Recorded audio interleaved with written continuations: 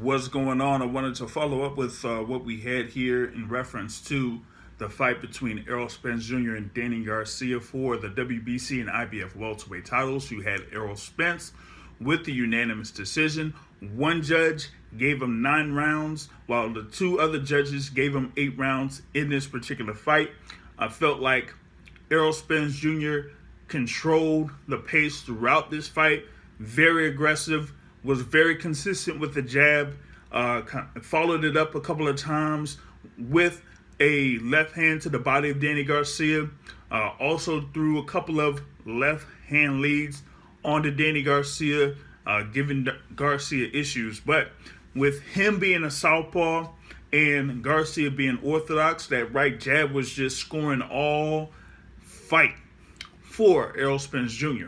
And that was something that Danny Garcia just could not make an adjustment for. He was not, moving around or moving his head or trying to bob and weave to try to get to the inside and get a good counter in. The only time that he was able to get counters was when Errol Spence was trying to get to the inside and Garcia was within range to throw either a right hand or a left hook. But outside of that, you really didn't see that much offense coming out of Danny Garcia over the course of this fight. His trainer and father, Angel Garcia, kind of pressed that to him over the course of the fight, but you just didn't really see anything as far as like an increase in aggression from Danny Garcia until the tail ends of the fight, like round 10, round 11, round 12.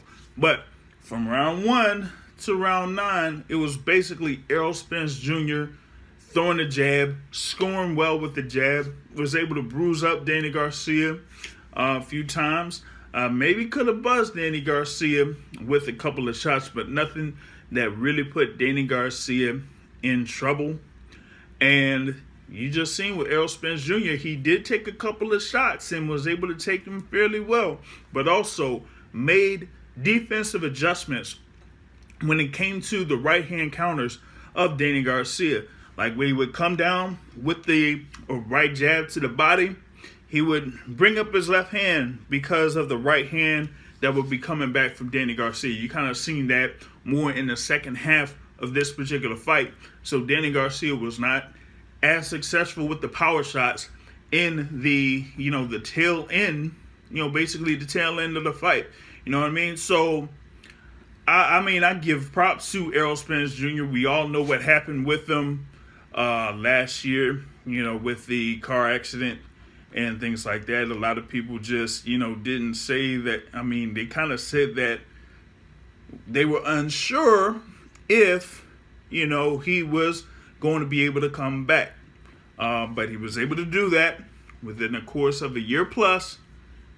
Still fought Danny Garcia as that was a scheduled fight to happen this January, and still be able to execute the way that he executed. If you talk about, punch statistics and things like that, you did have, Errol Spence, outlanding Danny Garcia 187 to 117.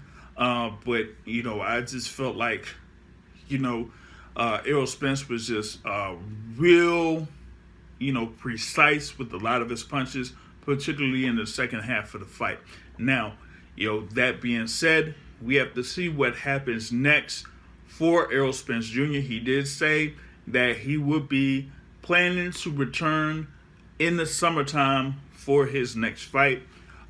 Depending on what happens as far as like attendance is concerned and how, things are handled with it for these sporting events here in the U.S., then you may see a fairly significant fight in the summer of 2021. Yes, you did have Terrence Crawford in attendance for this particular fight, but chances are that fight is not going to happen in 2021.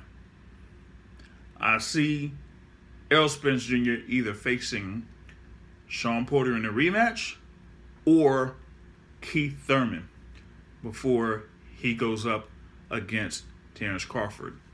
With Terrence Crawford, you might see him against Manny Pacquiao. Maybe. But As far as Errol Spence is concerned, great performance by Errol Spence. Very consistent with his jab, with his aggression. Like I said, throwing 3 or 4 punches at the time, doubling up, with the right jab and then coming in with the left to the body, or throwing in, following up with another, right hand, throwing 4 punches at a time in comparison to Danny Garcia's 1 or 2. And that was the story of the fight. Errol Spence Jr. being much more aggressive and more consistent with his attack in comparison to Danny Garcia, who usually works off of the counterpunch. And he could not do that against an Errol Spence Jr., coming off the layoff that he came off, and people not really being sure how he would be able to, take punches. So Danny Garcia should have been very aggressive off the jump, but he was not. He was kind of tentative to see what Errol Spence could do and try to work off that. That pretty much was the downfall to Danny Garcia in reference to his strategy. So once again, Errol Spence Jr., unanimous decision win, stays undefeated, and keeps the WBC and IBF welterweight titles.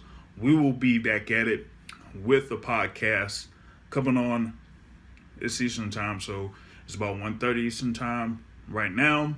We'll be back 7:30 p.m. Eastern time to talk about it. Hope you could join us. Until then, I'm out. Peace.